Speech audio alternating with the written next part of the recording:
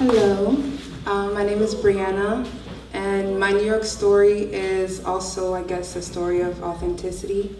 I'm a product of the private school education system, and as a person of color, that's not really where I'm meant to be, a space that I'm meant to be in. And I was in private school from middle school, high school, to the little bit of college that I did. And I would say I'm an artist, I'm a visual artist, I paint, but more than that, I'm a creative. I have a creative mind, a creative soul, and that was not really nurtured in the schooling that I did. So I reached a point when it was the end of my first semester, sophomore year. I was in Colgate University. I don't know if you guys know where that is, but it's in Hamilton, New York. And I just decided that I was gonna leave and no longer try and make myself be a commodity for this world and start building a life where I have to sort of pretend and just fit in, because I don't, and I don't want to build my life on an untruth. So for the past, I suppose, year and a half, 2 years now, I've just been really feeding my soul, as they say, and painting and putting myself out there. And I'm committed to building my life on my creativity, because life is short and I don't want to look back on my life and my journey and feel like I'm fake when I truly know who I am. So, thank you.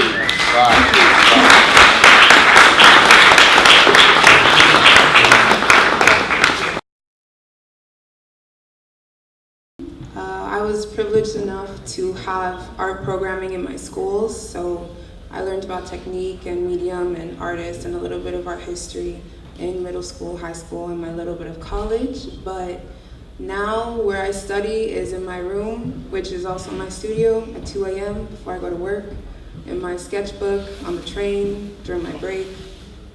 So I'm still in the study and also produce, but mostly study aspect of the journey.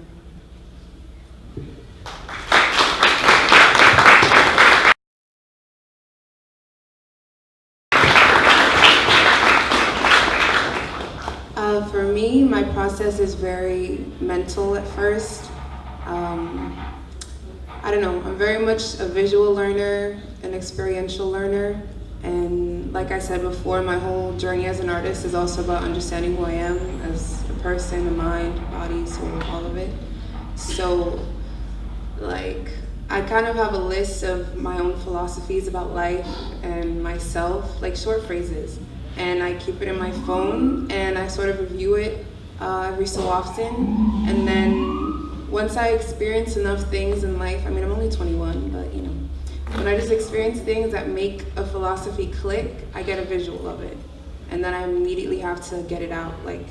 A lot of my paintings I do in an hour and a half tops, because I just need to get it out so that I can understand what I was thinking about and I don't know, just get it outside of me so it's real. So that's a lot of my process.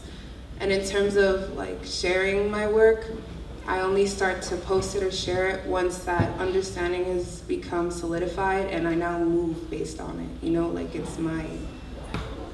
don't know, how I move through the world. So I only share it when I can say that I'm living it, if that makes sense.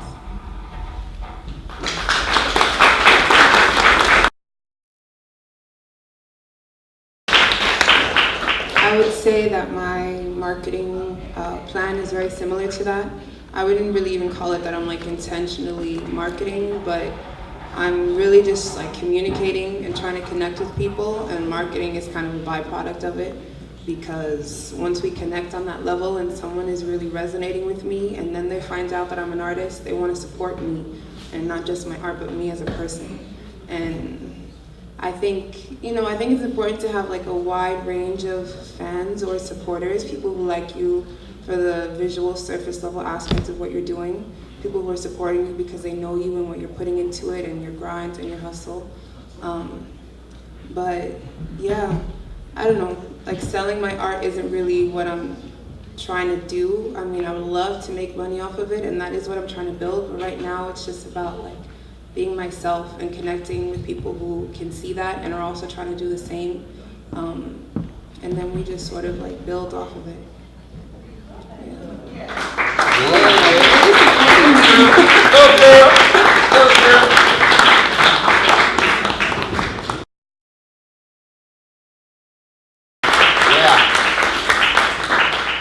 For me, what I would like to achieve personally is, I guess, a life of financial freedom and independence, rooted in my creativity. That'd be nice.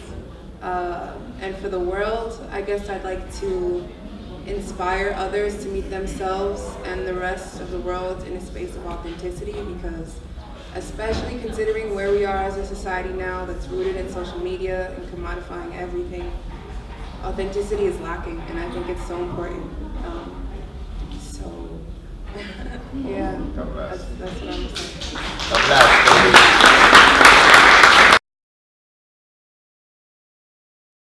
I want to ask the young lady here, who inspired you to draw, and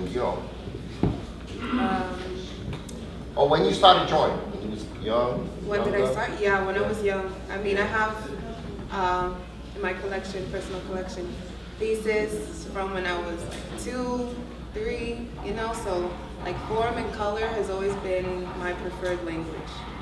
Yeah. And I want one more. What do art means to you? Art. Like art. What does it mean to you? What it is? I mean, creation as a whole, transcending just visual art, but creating in my life and everything is like where I can be the most free and the most myself. So art means freedom, I guess. God bless. Thank you. Good luck with your art. My question is for you two of that. So how do you manage to balance doing something for more your creative expression and also paying the bills? Because it seems like you're more, concerned about self-expression, how you feel better impacting the community. But sometimes you have that issue. I have to pay the bills, but I also have to do this for my better self. So how do you balance that? Well, for me, it's real easy. Like I said, I don't do this for the money. I do this because I love to do it. It's a therapeutic process for me. It's a catharsis type of thing for me. I release all these energies on these canvases. I have a career which is a substance abuse counselor. I do that because, like I said, I'm a recovering addict myself. And I do these things no more, as far as putting substance in my body. So that helps me pay the bills. And this, whenever I sell a canvas, I sell it.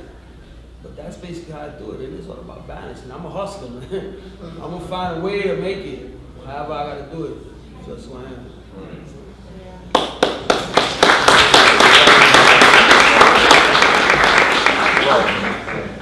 I would say a similar thing. I think too it's about finding a 9-to-5 or a main source of income, I guess, that fits your lifestyle. I did administrative work for a while, working in an office and working for somebody, but now I'm a server, so I get more hours. It's less hours for me, but more hours making money on the books. And then when I go home, I sacrifice and I don't really sleep necessarily, and I work for myself. And I have to develop that mindset of okay, when I go to work, I'm not, I'm giving up time that I could be putting into my crafts, but I'm taking that money, reinvesting it in myself, buying my tools, and then I go to work when I get home. So it's just a cycle that sort of fuels itself. Yeah. So, right over here. As an artist myself, music inspires me. So my question would be, if you were to choose one contemporary artist or musician, who would it be? It's for each of them. They have to be contemporary? Yeah. Wow. There's a bunch. And it's visual artist or musician. Oh, okay. I'll say it real quick. I love Jay-Z.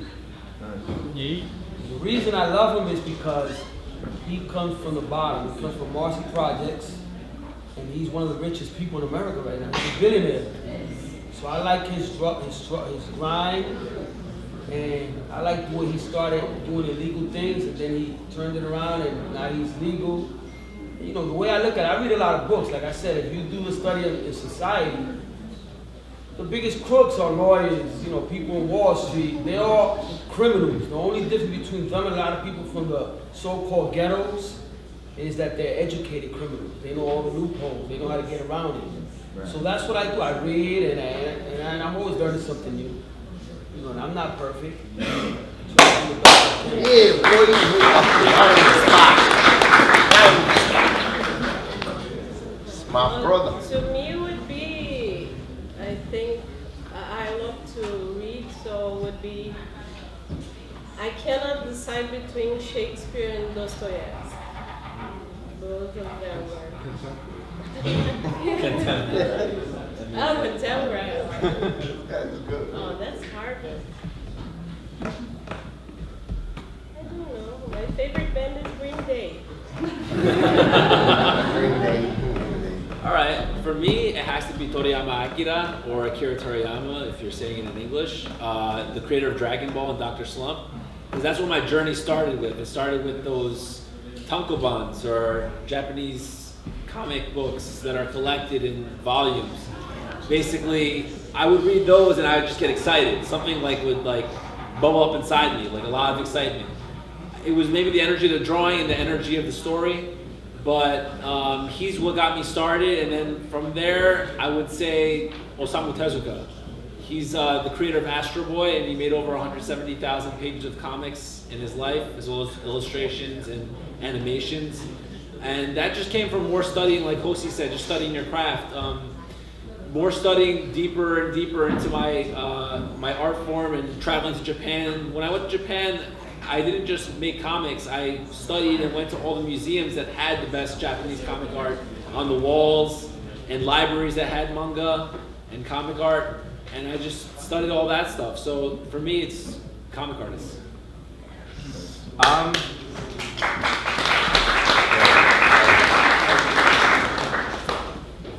Actually, the first painting series that I ever started was inspired by going to a concert, specific concert, so good question. It was, the artist was a woman named Holly Herndon, who does a lot of work with artificial intelligence to create music. And I saw her do a Sandy benefit concert, and that was right around the time that I started painting, was Hurricane Sandy.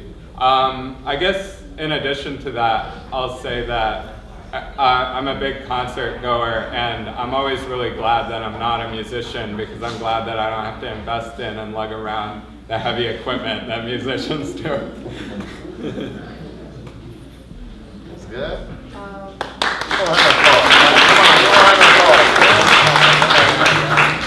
For me, it's between two bands. The first one is Reptar. They're based in Seattle. I saw them live once when I was visiting family in Seattle for free, which I thought was lit. And it was the first time that I saw music live and was actually moved, truly moved.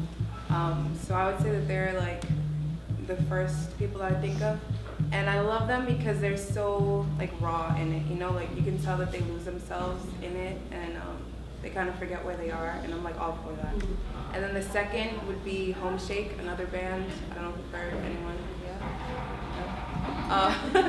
who I saw live, and I lost myself, so I don't know, those two.